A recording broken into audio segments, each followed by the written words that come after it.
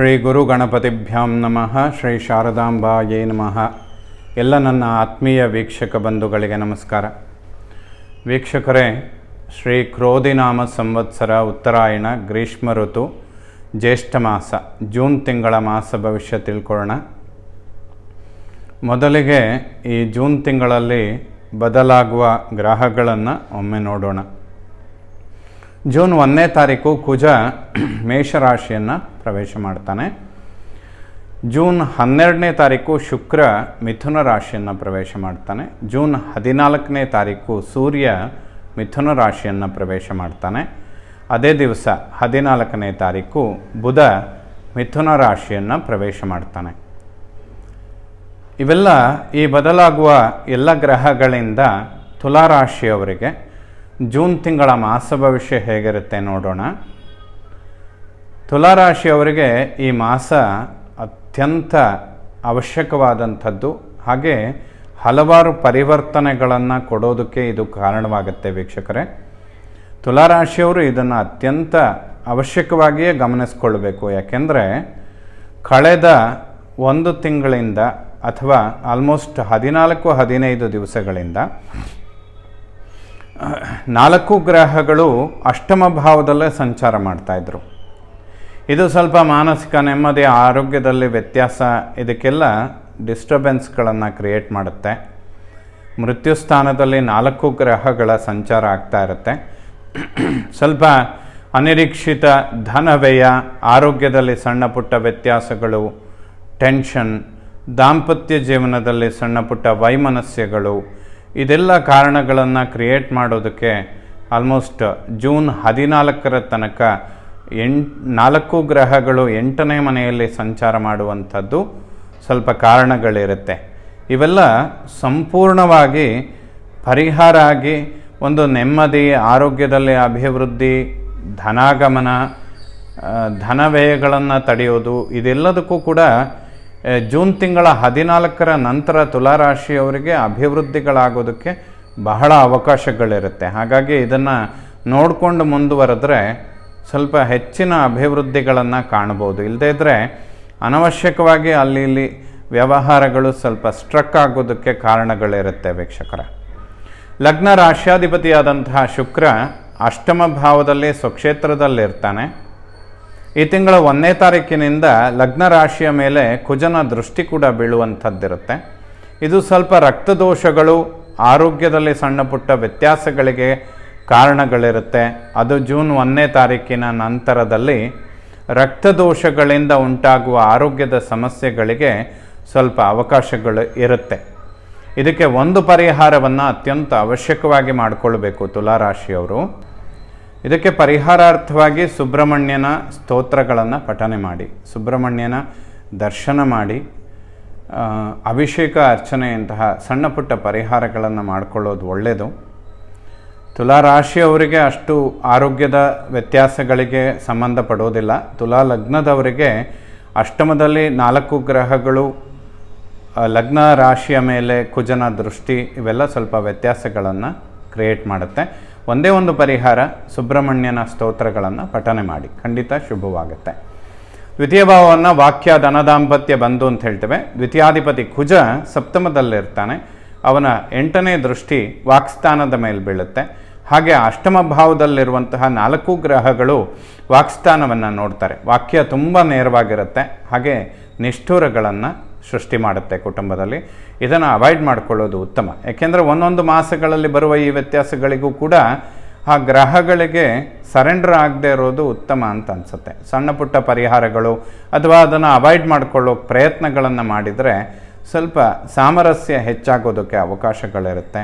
ವಾಕ್ಯಗಳು ತುಂಬ ಸ್ಟ್ರೈಟ್ ಅಂತ ಅನಿಸುತ್ತೆ, ನಿಷ್ಠುರಗಳಿಗೆ ಕಾರಣವಾಗುತ್ತೆ. ಸ್ವಲ್ಪ ನಿರೀಕ್ಷೆಗೂ ಮೀರಿದ ಧನವ್ಯಯ, ಹಣಕಾಸಿನ ವಿಚಾರದಲ್ಲಿ ಸ್ವಲ್ಪ ಖರ್ಚುಗಳು ಜಾಸ್ತಿ ಆಗುವಂತಹ ಸಂದರ್ಭಗಳು ತುಲಾರಾಶಿಯವರಿಗಿರುತ್ತೆ. ಇದನ್ನು ಅವಾಯ್ಡ್ ಮಾಡ್ಕೊಳ್ಳೋದಕ್ಕೂ ಕೂಡ ಸುಬ್ರಹ್ಮಣ್ಯನ ಸ್ತೋತ್ರಗಳನ್ನು ಪಠನೆ ಮಾಡಿ, ಇಲ್ಲ ವಿಷ್ಣು ಸಹಸ್ರನಾಮವನ್ನು ಕೇಳಿದರೂ ಕೂಡ ಶುಭವಾಗುತ್ತೆ ತುಲಾರಾಶಿಯವರಿಗೆ. ಏಕೆಂದರೆ ಬುಧಾದಿತ್ಯ ಯೋಗ ಅಷ್ಟಮದಲ್ಲಿರುತ್ತೆ ಈ ತಿಂಗಳ ಮಧ್ಯಭಾಗದ ತನಕ. ಅನಂತರದಲ್ಲಿ ಅವರಿಬ್ಬರು ಭಾಗ್ಯಸ್ಥಾನವನ್ನು ಪ್ರವೇಶ ಮಾಡ್ತಾರೆ. ಇದು ಕೂಡ ಶುಭ ಆಗುತ್ತೆ ಅಂತ ಹೇಳ್ಬೋದು.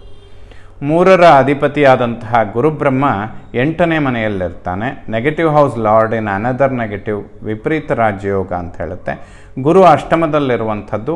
ಹಣಕಾಸಿನ ವಿಚಾರದಲ್ಲಿ ಯಾವುದಾದ್ರೂ ಬ್ಯಾಂಕ್ ಲೋನ್ ಇಂಥದ್ದನ್ನು ಎಕ್ಸ್ಪೆಕ್ಟ್ ಮಾಡಿದರೆ ಈ ತಿಂಗಳ ಮಧ್ಯಭಾಗದ ನಂತರ ಅದು ಅನುಕೂಲಗಳನ್ನು ಪಡೆದುಕೊಳ್ಳುತ್ತೆ. ಖಂಡಿತ ಸಹಾಯಗಳಾಗುತ್ತೆ. ಒಡಹುಟ್ಟುಗಳ ನಡುವೆ ಸಾಮರಸ್ಯ ಚೆನ್ನಾಗಿರುತ್ತೆ. ಯಾವುದೇ ಸಮಸ್ಯೆಗಳಿಗೆ ಅವಕಾಶ ಇರೋದಿಲ್ಲ. 3ನೇ ಭಾವ ಖಂಡಿತ ಶುಭ ಅಂತ ಹೇಳ್ಬೋದು. 4ನೇ ಮನೆ ವಿದ್ಯೆ, ಮಾತೃ, ವಾಹನ, ಸುಖ, ಪ್ರಾಪರ್ಟಿ. 4ರ ಅಧಿಪತಿಯಾದಂತಹ ಶನಿ ಮಹಾತ್ಮ ಪಂಚಮದಲ್ಲಿದ್ದಾನೆ. ಪಂಚಮ ಶನಿ ಸ್ವಲ್ಪ ಟೆನ್ಷನ್ಗಳನ್ನು ಕೊಡುತ್ತೆ. ವಿದ್ಯಾರ್ಜನೆ ಮಾಡುವಂತಹ ಮಕ್ಕಳಿಗೆ ಸ್ವಲ್ಪ ಹಿನ್ನಡೆ ಆಗುವಂಥದ್ದು ಅಥವಾ ವಿಪರೀತ ಟೆನ್ಷನ್ಗಳನ್ನು ಮಾಡಿಕೊಳ್ಳುವಂಥದ್ದು, ನೆನಪಿನ ಶಕ್ತಿಯ ಕೊರತೆಗಳಾಗುವಂಥದ್ದು ಅಥವಾ ಜಾಸ್ತಿ ಓದಿದರೆ ಓದಿದ್ದು ಕೂಡ ಮರೆತು ಹೋಗುವಂತಹ ಸಂದರ್ಭಗಳು. ಈ ರೀತಿಯಾಗಿ ತುಲಾರಾಶಿಯವರಿಗೆ ವಿದ್ಯಾರ್ಜನೆ ಮಾಡುವಂತಹ ಮಕ್ಕಳು ಸ್ವಲ್ಪ ಟೆನ್ಷನನ್ನು ಕಡಿಮೆ ಮಾಡಿಕೊಳ್ಬೇಕು. ಆಂಜನೇಯನ ಸ್ತೋತ್ರಗಳನ್ನು ಪಠನೆ ಮಾಡಿದರೆ ವಿದ್ಯಾರ್ಜನೆ ಶುಭವಾಗುತ್ತೆ. ಯಾಕೆಂದರೆ ಜ್ಯೋತಿಷ್ಶಾಸ್ತ್ರದಲ್ಲಿ 5th ಹೌಸನ್ನು ತುಂಬ ಇಂಪಾರ್ಟೆಂಟ್ ಅಂತ ಹೇಳಿದ್ದಾರೆ. ಜ್ಞಾನ, ಸಂತಾನ, ಪೂರ್ವಪರ ಪುಣ್ಯ ಅಂತ ಹೇಳ್ತಾರೆ. ಅಂದರೆ ಒಂದು ಉತ್ತಮವಾದಂತಹ ಜ್ಞಾನ, ಒಂದು ಉತ್ತಮವಾದಂತಹ ಸಂತಾನ ಪಡಿಬೇಕಾದ್ರೆ ಪೂರ್ವಜನ್ಮದ ಪುಣ್ಯ ಇರಬೇಕು ಅಂತ. ಅಂತಹ ಒಂದು ಪುಣ್ಯಸ್ಥಾನದಲ್ಲಿ ಪಾಪಗ್ರಹಗಳ ಸಂಚಾರ ಆದಾಗ ಪಂಚಮಾರಿಷ್ಟ ಅಂತ ಹೇಳ್ತಾರೆ. ಪಂಚಮದಲ್ಲಿ ಪಾಪಗ್ರಹಗಳಿದ್ದರೆ ಅರಿಷ್ಟ ಅಂತ. ಆ ರೀತಿಯಲ್ಲಿ ತುಲಾರಾಶಿಯವರಿಗೆ 5th ಹೌಸಲ್ಲಿ ಶನಿ ಸಂಚಾರ ಅನ್ನುವಂಥದ್ದು ಅವನು ಯೋಗಕಾರಕನಾಗಿದ್ದರೂ ಕೂಡ ಸ್ವಲ್ಪ ಮಕ್ಕಳ ವಿಚಾರದಲ್ಲಿ ಟೆನ್ಷನ್ಗಳನ್ನು ಕೊಡ್ತಾನೆ. ಅದರಲ್ಲೂ ವಿದ್ಯಾರ್ಜನೆ ಮಾಡುವಂಥವರಿಗೆ ಸ್ವಲ್ಪ ಟೆನ್ಷನ್ಗಳು ಇರುತ್ತೆ ವೀಕ್ಷಕರೇ. ಇನ್ನು ಭೂಮಿಗೆ ಸಂಬಂಧಪಟ್ಟಂತಹ ವಿಚಾರಗಳಿಗೂ ಕೂಡ ಸ್ವಲ್ಪ ಟೆನ್ಷನ್ಗಳನ್ನು ಶನಿ ಕೊಡ್ತಾನೆ. ವಾಹನ ಚಾಲನೆ ಮಾಡುವಂತಹ ವಿಚಾರಗಳಲ್ಲಿ ಸ್ವಲ್ಪ ತಾಳ್ಮೆ ಇಟ್ಕೊಳ್ಬೇಕು. ಏಕೆಂದರೆ ಶನಿ ಟೆನ್ಷನ್ಗಳನ್ನು ಕ್ರಿಯೇಟ್ ಮಾಡ್ತಾನೆ. ಆ ಟೆನ್ಷನಲ್ಲಿ ವಾಹನ ಚಾಲನೆ ಮಾಡುವಂಥದ್ದು ಶುಭ ಆಗೋದಿಲ್ಲ. ತಾಯಿಯ ಆರೋಗ್ಯಕ್ಕೆ, ಅದರಲ್ಲೂ ಮೂಳೆಗಳು, ನರಗಳಿಗೆ ಸಂಬಂಧಿತ ಆರೋಗ್ಯದ ಸಮಸ್ಯೆಗಳು ಬರೋದಕ್ಕೆ ತುಲಾರಾಶಿಯವರಿಗೆ ಅವಕಾಶಗಳಿರುತ್ತೆ. ತಾಯಿಯ ಆರೋಗ್ಯದ ಬಗ್ಗೆ ಸ್ವಲ್ಪ ಗಮನ ಕೊಡಬೇಕು. ಸೊ ಮಾತೃವಿನ ಆರೋಗ್ಯ, ವಿದ್ಯಾರ್ಜನೆ ಮಾಡುವಂಥ ಮಕ್ಕಳಿಗೆ ಅಭಿವೃದ್ಧಿ, ಭೂಮಿಗೆ ಸಂಬಂಧಪಟ್ಟಂತಹ ವ್ಯವಹಾರಗಳಲ್ಲಿ ಅಭಿವೃದ್ಧಿ, ವಾಹನದಿಂದ ಉಂಟಾಗುವಂತಹ ಸಣ್ಣ ಪುಟ್ಟ ಅಡೆತಡೆಗಳು, ಇದಕ್ಕೆಲ್ಲ ಈಶ್ವರ ಮತ್ತು ಆಂಜನೇಯನ ಆರಾಧನೆ ಮಾಡುವಂಥದ್ದು ತುಲಾರಾಶಿಯವರಿಗೆ ಅತ್ಯಂತ ಅವಶ್ಯಕ. ಇದಿನ್ನು 1 ವರ್ಷಗಳ ಕಾಲ ಸ್ವಲ್ಪ ಅವಶ್ಯಕವಾಗಿರುತ್ತೆ. ಇದನ್ನು ಗಮನಿಸ್ಕೊಳ್ಬೇಕು. ಯಾಕೆಂದರೆ ಪಂಚಮ ಶನಿ 1 ವರ್ಷಗಳ ಕಾಲ ಇರುತ್ತೆ. ಗುರು ಕೂಡ ಅಷ್ಟಮದಲ್ಲಿ 1 ವರ್ಷಗಳ ಕಾಲ ಇರ್ತಾನೆ. ಶನಿ ದೋಷಗಳ ಪರಿಹಾರಕ್ಕೆ ಗುರುಬಲದ ಅವಶ್ಯಕತೆ ಖಂಡಿತ ಇರುತ್ತೆ. ಗುರು ಮತ್ತು ಶನಿ ಇಬ್ಬರೂ ಕೂಡ ನೆಗೆಟಿವ್ ಸ್ಥಾನಗಳಲ್ಲಿ ಸಂಚಾರ ಮಾಡೋದರಿಂದ ಅನಿರೀಕ್ಷಿತ ಸಮಸ್ಯೆಗಳೇ ಜಾಸ್ತಿ ಆಗಿಬಿಡುತ್ತೆ ತುಲಾರಾಶಿಯವರಿಗೆ. ಇದಕ್ಕೆ ಪರಿಹಾರಾರ್ಥವಾಗಿ ಸಾಮಾನ್ಯವಾಗಿ ಪ್ರಾರಂಭದಲ್ಲಿ ಈ ಮಾಸಕ್ಕೆ ಸಂಬಂಧಪಟ್ಟಂತೆ ಆರೋಗ್ಯದ ವಿಚಾರಗಳಿಗೆ ಒಂದು ಪರಿಹಾರ ಇದೆ. ಸುಬ್ರಹ್ಮಣ್ಯನ ಸ್ತೋತ್ರಗಳನ್ನು ಪಠನೆ ಮಾಡಿ, ಸುಬ್ರಹ್ಮಣ್ಯನ ದರ್ಶನ ಮಾಡಿ. ಇದು ಕೇವಲ 1-2 ಮಾಸಗಳಿಗೆ ಸಂಬಂಧಪಟ್ಟಿರುವಂಥದ್ದು. ಪಂಚಮ ಶನಿಯ ಪ್ರಭಾವ, ಅಷ್ಟಮ ಗುರುವಿನ ಪ್ರಭಾವಗಳಿಗಾಗಿ 2 ಪರಿಹಾರಗಳು ಅಂದರೆ ಈಶ್ವರನ ದರ್ಶನ ಮಾಡಿ, ರುದ್ರಾಭಿಷೇಕ, ಭಸ್ಮಾರ್ಚನೆ, ಬಿಲ್ಪತ್ರೆ ಸಮರ್ಪಣೆ ಮಾಡುವಂಥದ್ದು ಶುಭವಾಗುತ್ತೆ. ಆಂಜನೇಯನ ದರ್ಶನ ಮಾಡಿ ತುಳಸಿಯಿಂದ ಅರ್ಚನೆ ಮಾಡುವಂಥದ್ದು ಶುಭ ಆಗುತ್ತೆ. ಇದು 2 ಕೂಡ ಸಣ್ಣ ಪರಿಹಾರ. ಸಾಮಾನ್ಯವಾಗಿ ನೀವು ರೆಗ್ಯುಲರ್ ಆಗಿ ಮಾಡ್ತಾ ಇರುವಂತಹ ಪರಿಹಾರಗಳೇ ಆಗಿರುತ್ತೆ. ಅನಿವಾರ್ಯವಾಗಿ ಈ ಸಮಯದಲ್ಲಿ ಮಾಡೋಕ್ಕಾಗೋದಿಲ್ಲ ಅನ್ನುವಂಥ ಅನಿವಾರ್ಯತೆಗಳನ್ನು ಕೂಡ ಅವರೇ ಕೊಡ್ತಾರೆ. ಹಾಗಾಗಿ ಅದನ್ನು ಅವಾಯ್ಡ್ ಮಾಡ್ಕೊಳ್ಳಿ. ಈ ಸಮಯದಲ್ಲಿ ಆ ಸಣ್ಣ ಪುಟ್ಟ ಪರಿಹಾರಗಳು ತುಲಾರಾಶಿಯವರಿಗೆ ಖಂಡಿತ ಶುಭವಾಗುತ್ತೆ. ಸಂತಾನದ ಅಂಚಿನಲ್ಲಿರುವವರು ಕೂಡ ಈ ಪರಿಹಾರಗಳನ್ನು ಮಾಡಿಕೊಳ್ಳೋದ್ರಿಂದ ಖಂಡಿತ ಶುಭ ಫಲಗಳನ್ನು ಕಾಣ್ತೀರ. 6ನೇ ಮನೆಯನ್ನು ಶತ್ರು, ಋಣ, ರೋಗಸ್ಥಾನ. ಷಷ್ಠಾಧಿಪತಿ ಗುರು ಅಷ್ಟಮದಲ್ಲಿದ್ದಾನೆ. ಗುರು ಅಷ್ಟಮ ತುಲಾರಾಶಿಯವರಿಗೆ ಒಂದು ರೀತಿಯಲ್ಲಿ ಶುಭ ಫಲಗಳನ್ನೇ ಕೊಡೋದಕ್ಕೆ ಕಾರಣವಾಗುತ್ತೆ. ಯಾಕೆಂದರೆ 3 ಮತ್ತು 6ರ ಅಧಿಪತಿಯಾಗಿ 8ನೇ ಮನೆಗೆ ಬರುವಂಥದ್ದು. ಸೊ 3ನೇ ಮನೆಯನ್ನು ವಿಪತ್ಸ್ಥಾನ, 6ನೇ ಮನೆಯನ್ನು ರೋಗಸ್ಥಾನ, 8ನೇ ಮನೆ ಮೃತ್ಯುಸ್ಥಾನ, 12ನೇ ಮನೆ ವ್ಯಯಸ್ಥಾನ. ಈ negative house lord in another negative, ವಿಪರೀತ ರಾಜಯೋಗ ಅಂತ ಏನು ಹೇಳ್ತಾರೆ. 3ರ ಅಧಿಪತಿಯಾಗಿ 8ಕ್ಕೆ ಬರುವಂಥದ್ದು, 6ರ ಅಧಿಪತಿಯಾಗಿಯೂ 8ನೇ ಮನೆಗೆ ಬರುವಂಥದ್ದು. 2 ಕಡೆಯಿಂದ ಸ್ವಲ್ಪ ಗುರುವಿಗೆ ಶುಭ ಫಲಗಳನ್ನು ಕೊಡೋದಕ್ಕೆ ಅವಕಾಶಗಳಿರುತ್ತೆ. ಆದರೆ ಸ್ವಲ್ಪ ನಿಷ್ಠುರಗಳನ್ನು ಮಾಡಿಯೇ ಅಭಿವೃದ್ಧಿಯನ್ನು ಕೊಡ್ತಾನೆ ಅವನು. ಆ ನಿಷ್ಠುರಗಳಾಗದೇ ಇರೋದಕ್ಕೆ ಗುರು ಆರಾಧನೆ, ಅಶ್ವತ್ಥ ಪ್ರದಕ್ಷಿಣೆ, ಗುರುಗಳ ದರ್ಶನ, ದಕ್ಷಿಣಾಮೂರ್ತಿಗಳಿಗೆ ಅರ್ಚನೆ ಇದನ್ನು ಮಾಡುವಂಥದ್ದು ತುಲಾರಾಶಿಯವರಿಗೆ ಶುಭವಾಗುತ್ತೆ. 7ನೇ ಮನೆಯನ್ನು ಮಾಂಗಲ್ಯ, ವಿವಾಹ, ದಾಂಪತ್ಯ. ಸಪ್ತಮದಲ್ಲಿ ಕುಜ ಸ್ವಕ್ಷೇತ್ರದಲ್ಲಿರ್ತಾನೆ.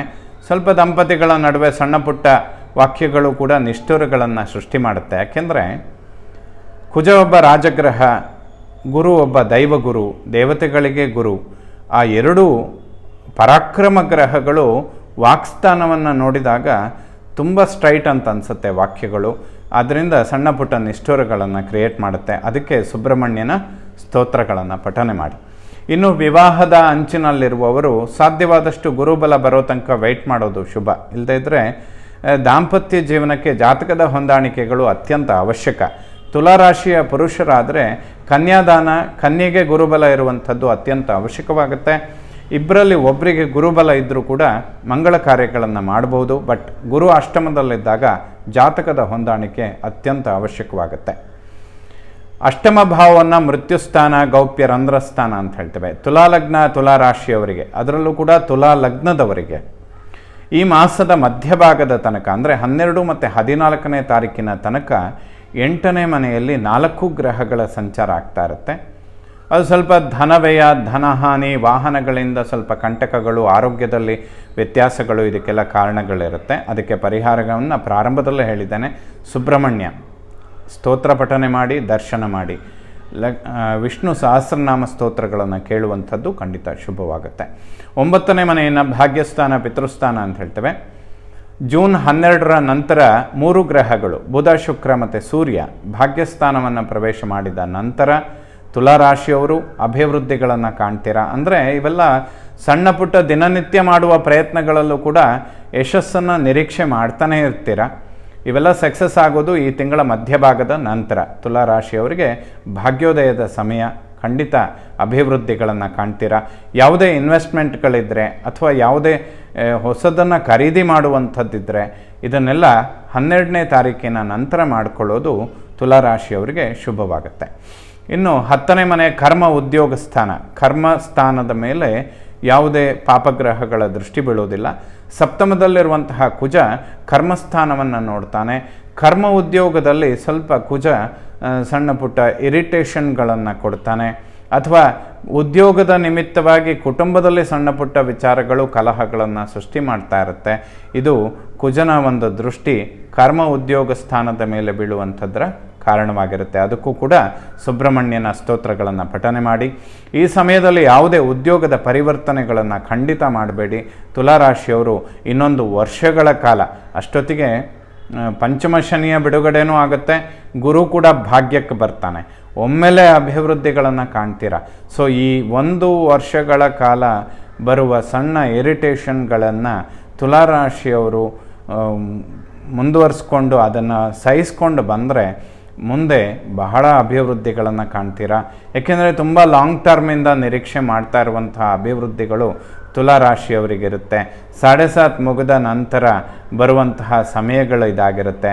ಪಂಚಮ ಶನಿ ಮುಗಿಯುವ ಹೊತ್ತಿಗೆ ಗುರುಬಲ ಕೂಡ ಪ್ರಾರಂಭ ಆಗುತ್ತೆ. ಸೊ ಕಂಟಿನ್ಯೂಸ್ ಆಗಿ ಮುಂದೆ ಬರುವಂತಹ ಸಮಯಗಳು ತುಲಾರಾಶಿಯವರಿಗೆ ಅಭಿವೃದ್ಧಿಯನ್ನು ಕೊಡುತ್ತೆ. ಈ ಮಾಸಗಳಲ್ಲಿ ಸಣ್ಣ ಪುಟ್ಟ ವೇರಿಯೇಷನ್ ಅಥವಾ ಈ ಫ್ಲಕ್ಚುಯೇಷನ್ಗಳನ್ನು ಟ್ಯೂನ್ ಮಾಡಿಕೊಂಡ್ರೆ ಖಂಡಿತ ಸಕ್ಸಸ್ಸನ್ನು ಕಾಣ್ತೀರ. ಏಕಾದಶ ಲಾಭಸ್ಥಾನ, ಲಾಭಾಧಿಪತಿ ಸೂರ್ಯ ಭಾಗ್ಯಕ್ಕೆ ಬರ್ತಾನೆ, ಖಂಡಿತ ಶುಭವಾಗುತ್ತೆ. ಒಡಹುಟ್ಟುಗಳಲ್ಲಿ ಅಭಿವೃದ್ಧಿಗಳನ್ನು ಕಾಣ್ಬೋದು. ಪಾರ್ಟ್ನರ್ಶಿಪ್ ಅಥವಾ ಇನ್ವೆಸ್ಟ್ಮೆಂಟ್ ಅಥವಾ ಯಾವುದೇ ಪ್ರಾಪರ್ಟಿ ವ್ಯವಹಾರಗಳು ಕೂಡ ಸಕ್ಸಸ್ಸನ್ನು ಕಾಣುತ್ತೆ. ವ್ಯಯಭಾವವನ್ನು ಮೋಕ್ಷ ಸ್ಥಾನ, ಮೋಕ್ಷದಲ್ಲಿ ಕೇತು ಅವನ ಮೇಲೆ ಗುರುದೃಷ್ಟಿ ಬೀಳುತ್ತೆ. ಮೋಕ್ಷ ಸ್ಥಾನದಲ್ಲಿ ಕೇತುವಿನ ಸಂಚಾರ ಆಗಿ ಗುರುದೃಷ್ಟಿ ಬಿದ್ದರೆ ಸ್ವಾರ್ಥದ ಚಿಂತನೆಗಳು ತುಂಬ ಕಡಿಮೆ ಇರುತ್ತೆ. ಅತಿಶಯವಾದ ಲಾಭದ ನಿರೀಕ್ಷೆಗಳು ಅಥವಾ ಸ್ವಾರ್ಥದ ಅಪೇಕ್ಷೆಗಳು ಬಹಳ ಕಡಿಮೆ ಇರುತ್ತೆ ಅಂತ ಹೇಳ್ಬೋದು. ತ್ಯಾಗದ ಭಾವನೆಗಳು ಹೆಚ್ಚಾಗೋದಕ್ಕೆ ಮೋಕ್ಷದಲ್ಲಿ ಕೇತು ಗುರುದೃಷ್ಟಿ ಪಾತ್ರನಾಗುವಂಥದ್ದು ಖಂಡಿತ ಶುಭವಾಗುತ್ತೆ. ಎಲ್ಲ ನವಗ್ರಹಗಳು ಕೂಡ ತುಲಾರಾಶಿಯವರಿಗೆ ಶುಭ ಫಲಗಳನ್ನೇ ಕೊಡಲಿ. ಶ್ರೀ ಶಾರದಾ ಪರಮೇಶ್ವರಿಯ ಸಂಪೂರ್ಣ ಅನುಗ್ರಹ ಎಲ್ಲ ನನ್ನ ವೀಕ್ಷಕ ಬಂಧುಗಳ ಮೇಲಿರಲಿ. ಶುಭವಾಗಲಿ ವೀಕ್ಷಕರ.